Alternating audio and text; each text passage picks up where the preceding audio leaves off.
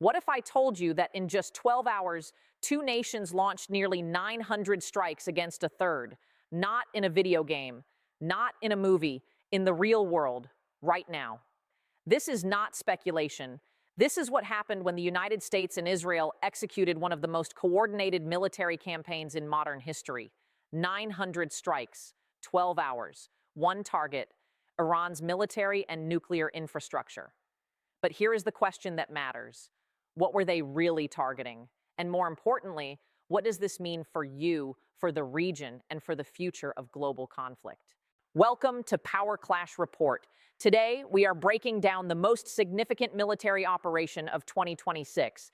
We are moving beyond the headlines of explosion counts and missile tallies to understand the strategy, the targets, and the consequences of an attack that could reshape the Middle East overnight.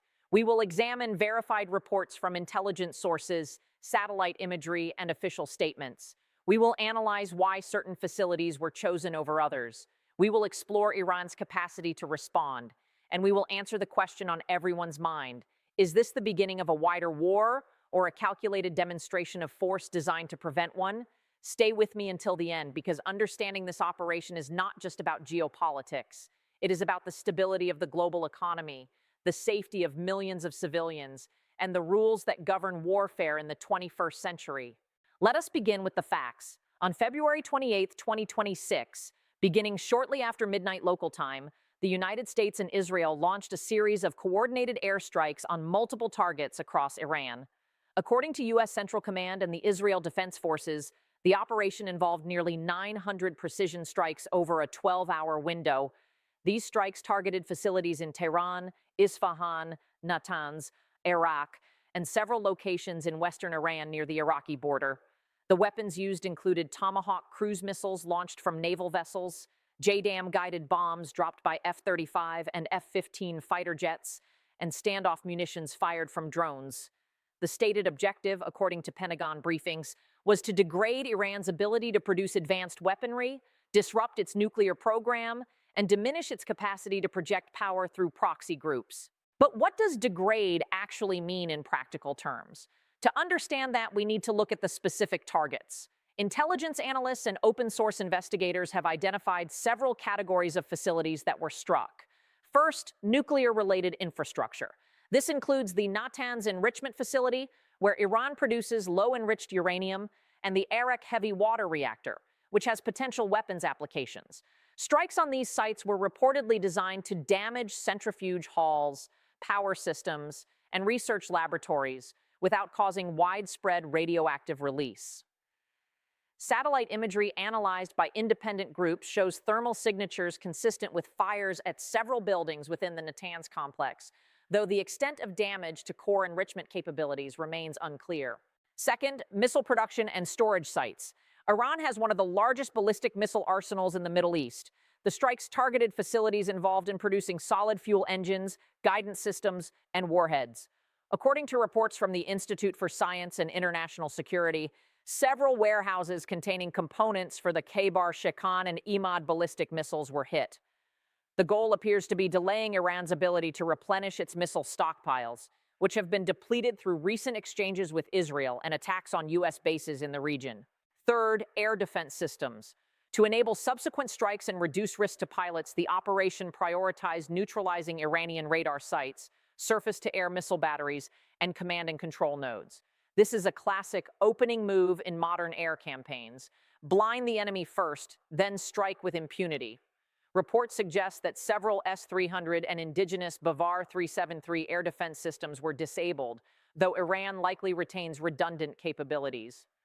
Fourth, leadership and command infrastructure. While details remain classified, multiple sources indicate that facilities used by the Islamic Revolutionary Guard Corps for planning and coordinating regional operations were targeted. This includes communication hubs, intelligence offices, and logistics centers. The message is clear: not just weapons, but the brains behind the weapons are now at risk. Now let us address the elephant in the room. Why 900 strikes in 12 hours? The scale is unprecedented for a covert or limited operation. There are several strategic reasons for this approach. First, saturation. By launching a high volume of strikes in a short window, the attackers overwhelm air defenses. Even the most sophisticated systems have limits on how many threats they can track and engage simultaneously. Second, shock and disorientation. A rapid, massive barrage disrupts command structures, delays decision-making, and creates confusion about what has been hit and what remains operational. Third, signaling. The sheer number of strikes sends an unambiguous message of capability and resolve to Iran, its proxies, and global observers. It demonstrates that the U.S. and Israel can coordinate complex, large-scale operations with precision and speed. But scale also carries risk. With 900 strikes, the probability of collateral damage increases. Civilian infrastructure near military targets can be affected. Mistakes can happen. And in a region as volatile as the Middle East, even a single errant missile can trigger escalation. This is why the operation was reportedly planned with extreme care, using intelligence from multiple sources to minimize civilian harm. Nevertheless, early reports from Iranian state media claim casualties among civilian workers at some facilities. These claims are difficult to verify independently, but they highlight the human cost of even precision warfare. What about Iran's response? In the hours following the strikes, Iranian officials vowed retaliation. The Islamic Revolutionary Guard Corps stated that it had launched missile and drone attacks against Israeli and U.S. targets in the region. However, the scale and effectiveness of these responses appear limited compared to the initial barrage. This asymmetry is intentional. The U.S.-Israel operation was designed to degrade Iran's offensive capabilities before they could be fully employed. It is a preemptive strike in the truest sense, hitting first to reduce the enemy's ability to hit back. But Iran still has options. It can retaliate through proxy groups in Lebanon, Syria, Iraq, and Yemen. It can target U.S. forces in the region with asymmetric tactics. It can attempt to disrupt oil flows through the Strait of Hormuz. And it can accelerate its nuclear program in hidden, dispersed facilities that are harder to target. The question is not whether Iran will respond, but how, when, and at what cost. Let us talk about the global implications. This operation does not occur in a vacuum. It affects oil markets, alliance structures, and diplomatic relations worldwide. Brent crude prices spiked following news of the strikes, reflecting investor anxiety about supply disruptions. European nations, which rely on Middle Eastern energy, expressed concern about escalation. China and Russia condemned the attacks, framing them as violations of sovereignty. Meanwhile, Gulf Arab states maintained a careful silence, balancing their security partnerships with the U.S. against their economic ties with Iran. For the average person, the impact may seem distant, but consider this. Instability in the Middle East affects fuel prices, which affect transportation costs, which affect the price of groceries, electronics, and everything else you buy. It affects the security of U.S. service members, many of whom are deployed in the region. It affects the prospects for diplomacy on issues ranging from nuclear non-proliferation to climate change. In an interconnected world, a military operation in Iran ripples outward in ways that touch nearly every aspect of global life. Now let us examine the legal and ethical dimensions. International law permits the use of force in self-defense, but it also requires distinction between military and civilian targets, proportionality in response, and precautions to minimize harm to non-combatants. Did this operation meet those standards? The U.S. and Israel argue that it did, citing intelligence-driven targeting and efforts to avoid civilian areas. Critics contend that striking nuclear facilities carries inherent risks of environmental catastrophe, and that the scale of the operation may violate proportionality principles. These are not abstract debates. They shape how the world views the legitimacy of military action and set precedents for future conflicts. There is also the question of effectiveness. Will 900 strikes achieve their stated goals? History offers mixed lessons. Air campaigns can degrade capabilities, but they rarely eliminate them. Iran's nuclear program is dispersed, hardened, and partly hidden. Its missile forces are mobile and redundant. Its leadership is accustomed to operating under pressure. Degrading these assets may delay Iran's progress, but it is unlikely to stop it permanently. Moreover, military action can strengthen hardline factions within Iran, undermining moderates who advocate for diplomacy. This creates a paradox. Tactical success may lead to strategic failure if it hardens the adversary's resolve.